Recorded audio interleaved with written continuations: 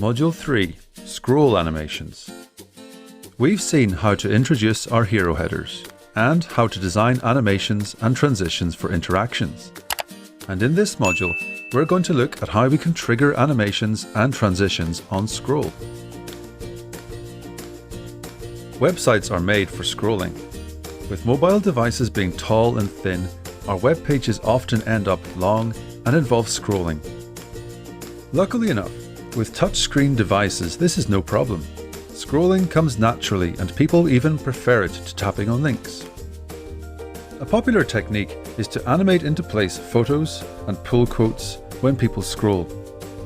Product landing pages use this same technique to start maybe explainer animations, or just add a little polish to a website by fading in the content as needed. In this module, we'll learn how to trigger these animations by creating our very own JavaScript tool to help us. We'll use this tool to show photos as well as learn how to create a slide-in message at the end of a page. As well as triggering animations, we'll see how scrolling can be used to dynamically position elements on our pages and create parallax effects.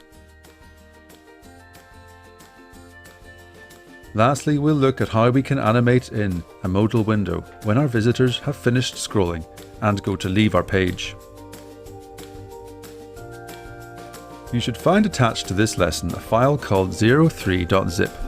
This contains all the code for each lesson.